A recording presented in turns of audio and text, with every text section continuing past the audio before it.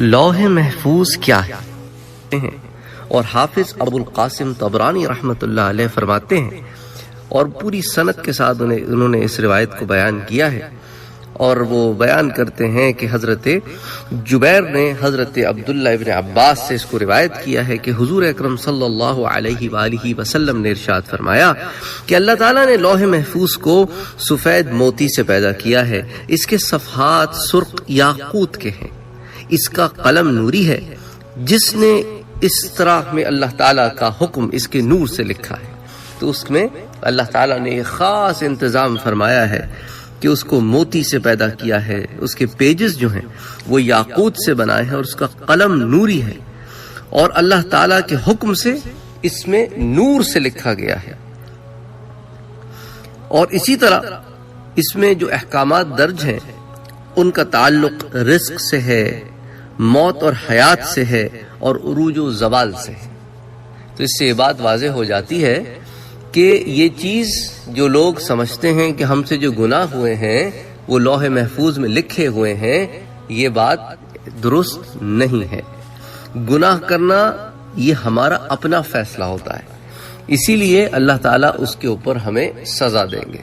نیکی کرنے کا فیصلہ بھی ہمارا ہوتا ہے اس پر، اسی لیے اللہ تعالیٰ ہمیں جزا دیں گے۔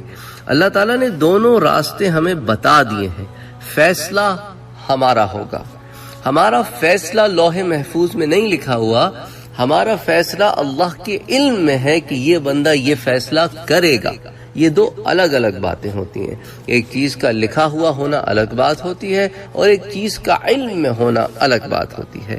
اسی لیے اللہ تعالی عالم الغیب ہے، وہ باتیں جو ہوئی بھی نہیں ہیں، جو باتیں جو چھپی ہوئی ہیں وہ سب کے جاننے والے ہیں، باتوں کے ہونے سے قبل ان کو جانتے ہیں، کیونکہ وہ اللہ ہیں، وہ رب العزت ہیں، وہ عالم الغیب والشہادہ ہیں۔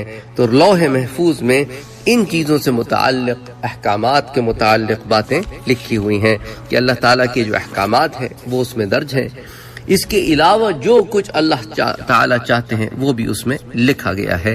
تو حدیث کے الفاظ یہاں تک ہیں۔ اچھا، اسی طرح اسحاق بن بشیر کہتے ہیں کہ انہیں مقاتل اور ابن جرح نے مجاہد اور ابن عباس کے حوالے سے بتایا کہ لوح کے درمیان میں لا الہ الا اللہ وحدہ دینہ الاسلام و محمدن عبدہ و رسولہ لکھا ہوا ہے، یعنی کہ اللہ تعالیٰ کے سوا کوئی عبادت کے لائق نہیں، وہ واحد ہے، محمد صلی اللہ علیہ وآلہ وسلم اس کے بندے اور اس کے رسول ہیں، اور اس کے نزدیک دینہ الاسلام، جو قابل قبول دین ہے وہ اسلام ہے۔ اس کے بعد حضرت عبداللہ ابن عباس نے کہا کہ بس جو شخص خدا پر ایمان لایا، اس کے جملہ احکامات کو قبول کیا اور تسلیم کیا، اور اس کی اتباع کی اور اس کے رسولوں کے احکام بھی مانے، وہ جنت میں جائے گا۔ اسی طرح ابن عباس نے کہا کہ یہ سب کچھ لوح محفوظ میں لکھا ہوا ہے، اور اس کے علاوہ پھر انہوں نے ایک اور روایت جو آتی ہے ہمارے سامنے، اس میں بھی یہی الفاظ آتے ہیں کہ لوح محفوظ جو ہے وہ ایک لوح ہے جو سفید موتی سے بنی ہوئی ہے، اس کا طول زمین و آسمان کے درمیان فاصلے کے برابر ہے، اور اس کا عرض یعنی اس کی وڈتھ جو ہے وہ مشرق و مغرب کے درمیانی فاصلے کے برابر، یعنی وسیع، بالکل اللہ تعالیٰ نے اس کو اتنی وسعت دی ہے، اتنا بڑا ہے کہ آپ کے تصور میں نہیں آ سکتا۔ مزید فرمایا کہ اس کی جو جلد ہے نا، باہر کا جو کور ہے، جلد جس کو کہتے ہیں آپ، وہ موتیوں کی ہے اور یاقوت سے بنی ہوئی ہے۔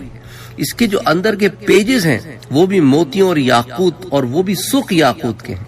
اس کا قلم نوری ہے، اور اس میں جو کلام درج ہے وہ عرش سے مقصود ہے۔ اس کی جڑ جو ہے وہ پتھر کی ہے۔ آخر میں ابن عباس نے کہا کہ لوح محفوظ کے بارے میں یہ سب کچھ جو میں نے تمہیں بتایا ہے یہ حضور اکرم صلی اللہ علیہ وآلہ وسلم سے سن کر بتایا ہے۔ اب لوح محفوظ کہاں ہے، اس پر دو قول ہے۔ انس بن مالک رضی اللہ تعالیٰ عنہ کہتے ہیں کہ لوح محفوظ حضرت اسرافیل علیہ السلام کے سامنے ہے۔ ان کے علاوہ کچھ پہلے لوگوں کے بقول یہ بھی ہے کہ لوح اسی سمت میں ہے، کہ جس سمت میں اسرافیل کھڑے ہوئے ہیں اس سمت میں ہے لوح محفوظ۔ تو بہرحال ایک ہی بات ہو جاتی ہے، لیکن حضرت مقاتل رحمت اللہ علیہ فرماتے ہیں کہ لوح عرش کی دائیں جانب ہے۔ اب اس میں یہ مطابقت ہو سکتی ہے کہ عرش کے دائیں جانب ہو اور وہی سمت میں حضرت اسرافیل بھی کھڑے ہوں، تو گویا حضرت اسرافیل علیہ السلام کے سامنے ہے، عرش کی دائیں جانب ہے۔ اور ان کے مقابل ہے، ان کے سامنے ہے، تو اس طرح مطابقت تینوں اقوال کی ہو جاتی ہے۔ بہرحال یہ چند ایک تفصیلات ہیں جو لوح محفوظ سے متعلق ہمارے سامنے آتی ہیں۔ وما علینا الا البلاغ۔